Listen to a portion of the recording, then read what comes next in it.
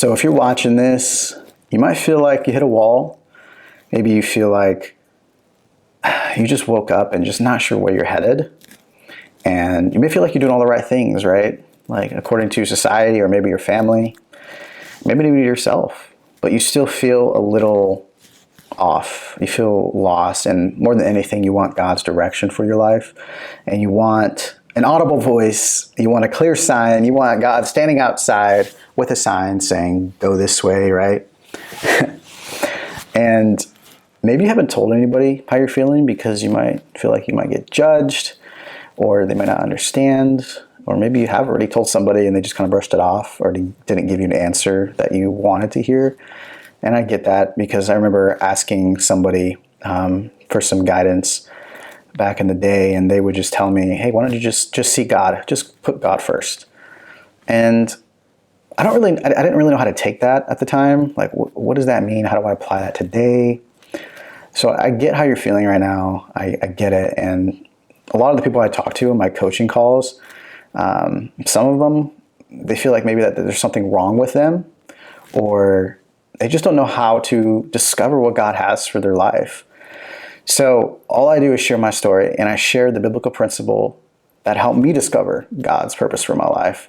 And so if that's what you're wondering, I know that this video is for you and it's going to be helpful for you.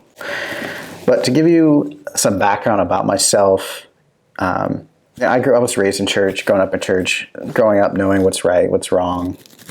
But I really feel like most of, I guess, like my teenage, early 20s, I feel like I was going through the motions and never really understood why I did certain things, right? You just kind of like in the stage where you just kind of do what you're kind of told to do, and nothing changes unless you start asking questions and asking the hard questions to yourself, right? And it's not until I started, until I was married, really, until I started asking those questions and really trying to figure out, what God wanted for my life. And it seemed like things were going good, right? I mean, I was making a little bit more money. My career, my wife's career, things were going good.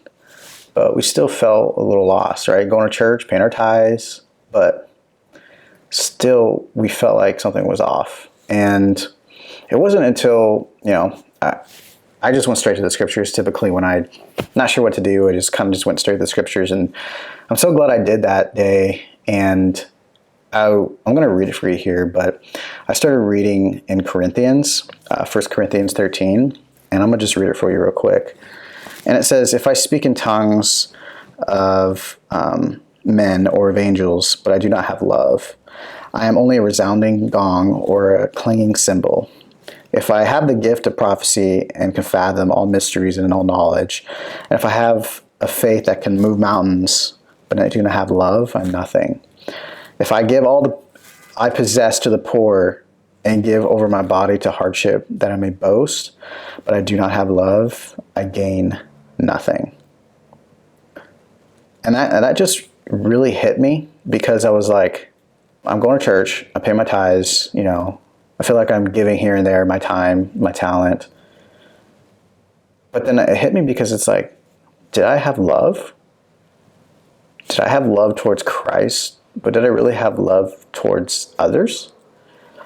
Or was I just going through all the motions? Was I just doing this because it was the right thing to do? And I just had to be honest with myself, and I realized that I was living life without love towards Christ, like true, deep relationship with Christ, and without love towards others. And I realized I broke the greatest commandment. And the greatest commandment from Jesus' words in Matthew 22, and I'm going to read that for you here. A teacher, so I think it was a Pharisee or Sadducee, asked him, "Teacher, what is the greatest commandment in the law?" And Jesus replied, "Love the Lord your God with all your heart, with all your soul, with all your mind. This is the first and greatest commandment. And the second is like it. Love your neighbor as yourself.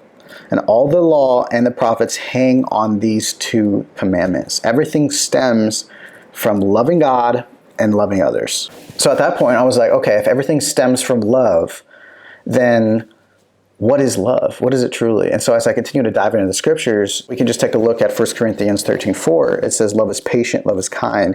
It doesn't envy, it does not boast, it is not proud, it does not dishonor others, it is not self-seeking, it is not easily angered, it keeps not record of wrongs. Love does not delight in evil, but rejoices in the truth, and it always protects, always trusts, always hopes, and always preserves. So at this point, I was getting really excited, right? Because I feel like I was just kind of studying the scriptures, going down this rabbit hole, really trying to understand, right, what love is, and realizing love is not just an emotion, right, but an action. The scripture said, for God so loved the world that he gave. Another verse says that if we love God, we obey his commandments. Another one says that it's impossible to please God without faith. And so then the next logical question I asked myself was, okay, well, how do I love God today? What does that look like? And so then I started thinking about, well, how do I love my wife? Right? I consider her in all the decisions that I make. I have to be intentional about making time for her and actually, right, building my relationship and communicating with her, expressing myself, how I feel, right? And then also listening to her. So I was like, okay, that's not any different than how my walk with Christ should be, right? I should consider him in the decisions that I make every day. I need to actually be intentional about spending time with him, right? And me communicating through prayer, and then him communicating to me through his word. So the next logical question was, okay, I know how to love Christ. Now, how do I love others, right?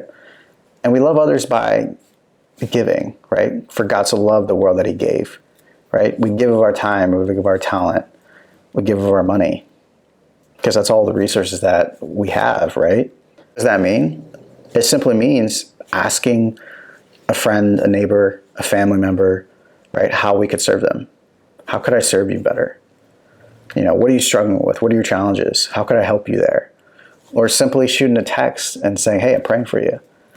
Or I hope your day is going good. I hope you're doing well. It doesn't always have to be something super extravagant, right? But we can serve somebody and brighten up the day by a simple text too. This is how I discover my purpose, right? By loving in whatever I do. You see, Colossians says, love the Lord whatever you do. Proverbs says, commit whatever you do to the Lord and he will establish your plans. You see, God cares about how you live your life over the type of job you have, right? The career or the money that you make, right? He's leaving it up to us to discover how we want to serve others, right? Depending on our time, depending on our talent, depending on the experiences that we do have, right? So your job doesn't define you. Your boss doesn't define you. You don't have to be stuck, okay? And at this moment, you're probably, okay, Jeremy, I get it, but how do I change? And there's really only two steps, okay? The first step, it starts in the mind. Romans 12:2 says, do not conform to the pattern of this world, but be transformed by the renewing of your mind. Then you will be able to test and approve what God's will is, his good, pleasing, and perfect will. You study the word, right? You have a walk with God and let the Spirit guide you, right? You will walk in his will. Step 2 is take action. Be a doer, not just a hearer of the word, right? Ask God for wisdom. Ask God for direction. Literally cry out to God and ask him. Luke 11:9 says, I will tell you, ask and it will be given to you. Seek and you will find. Knock and it will be open to you. You see, whatever we do, we just have to move in faith. Whatever we do, we just have to make sure that it's stemming from a place of love, a love from Christ, right? And a love towards others. It's that simple. And it's hard to be selfish if you're loving others. I hope this all makes sense. If that was helpful, please hit the like button. I really want this message to get out to those that really struggle with, what does God want for my life? But other than that, I appreciate you. Please let me know what you think with the comments, and I'll see you in the next video. How helpful was that guide to kind of just get clear on just like where you're headed? It was super helpful. I loved it because, it helped me to do something maybe even very simple, but just to even dream and put it on, just type it down. That was that really opened my perspective. I mean, like, also watching your videos, like, oh, living this kind of life is possible.